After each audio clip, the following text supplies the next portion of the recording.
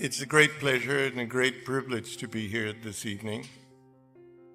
A little overwhelming, if I might say so, and I'm overwhelmed.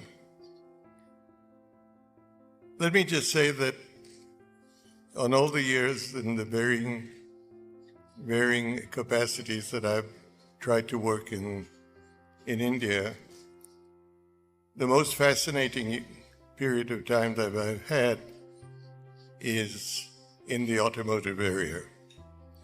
The automobile business is truly an emotive and a tremendously rewarding business. It has more excitement than any other business I've been involved in. And the greatest pleasure I've had is trying to do something that everybody says could not be done. I'll just share perhaps a moment in time which I will always cherish. I decided that India could produce its own car.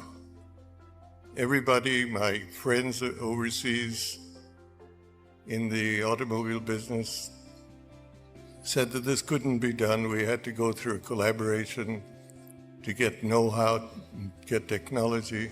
But we undertook to produce this car. It was called the Indica, and we produced it in India, totally of Indian content. As we got close to putting it in the market, my friends in India somewhat distanced themselves from me, otherwise known as distancing yourself from failure. And when the car came out, I suddenly felt that I didn't have a friend in the world and that all the warnings that people had given me were probably going to come true. I think there are many moments that most CEOs or chairmen feel that they're alone. It's almost an occupational hazard that you live with, where you either can't confide because it's not appropriate, or you stand alone against a tide of views or pushes where you don't feel that you need to be compromised. But the car did come out. It did earn a 20% market share, and we showed that we could do something. Throughout the time I've been involved in business, there hasn't been anything that has equaled the excitement, the reward, and the exhilaration that the car industry has provided and can provide. It gives, as has been said earlier, an opportunity to test new technologies, new building methods, but above all, it has helped in the transformation of the Indian economy to a mobile economy. Before I sit down, I just thought I'd share with you the experience I had with Jaguar Land Rover when we bought it.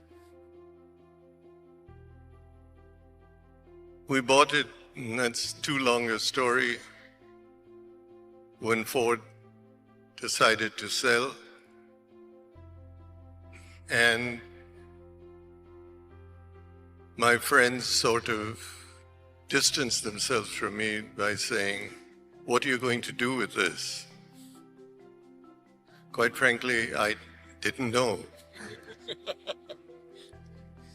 And that refrain changed from "what are you going to do with this" to "how stupid could you be to buy this?"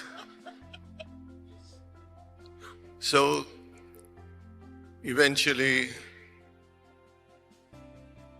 my first meeting with the workers at Coventry and JLR was a horrible question: "What are you going to do with this plant?"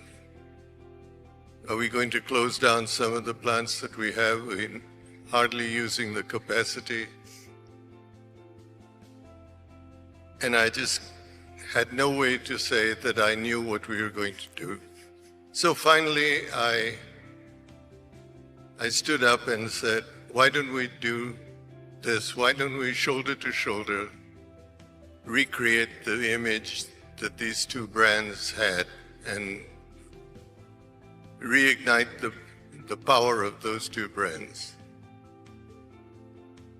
I'm pleased to say that I did nothing more.